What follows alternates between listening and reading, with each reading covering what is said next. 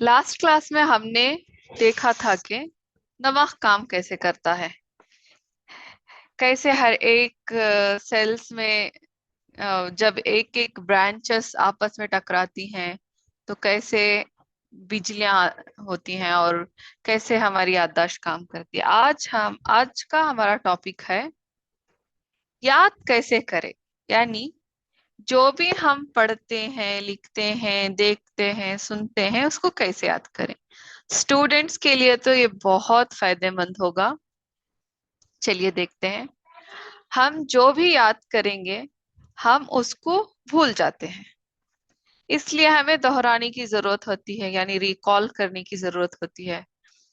कुरान को तो दोहराने पर भी अल्लाह ताला अजर देंगे ना।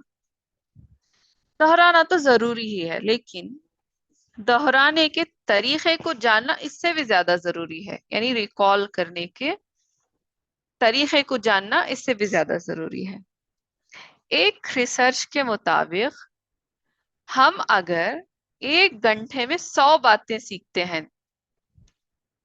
तो 1 घंटे बाद हम उसमें से 70% बातें भूल जाते हैं।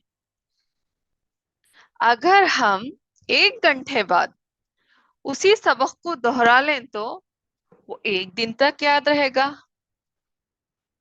मगर 1 दिन बाद हम फिर से उसे भूल जाते हैं, फिर से 70% भूल जाते हैं। फिर अगर 1 दिन बाद हम उसे फिर से दोहरा लेंगे तो हमारे जहन में 1 हफ्ते तक, यानी 1 वीक तक वो महफूज रहेगा। लेकिन 1 हफ्ते बाद फिर से 70% हम भूल जाते हैं।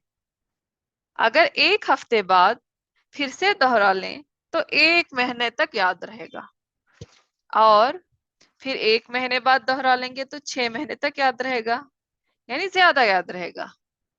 तो इस रिसर्च के मुताबिक अगर हम चाहते हैं कि हम किसी चीज को ना भूलें, कोई सबक को ना भूलें, तो उस सबक को दोहराना होगा।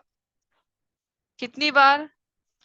1 घंटे बाद, यानी कि जब सबक हम मुकम्मल उसको पढ़ लें, याद कर लें, तो उसके 1 घंटे बाद, फिर 1 दिन बाद, फिर 1 हफ्ते बाद, फिर 1 महीने बाद, फिर 6 माह बाद। अगर हमने 1 घंटा किसी चीज की स्टडी की है तो सिर्फ 10 मिनट लगेंगे उसे दोहराने के लिए, रिकॉल करने के लिए।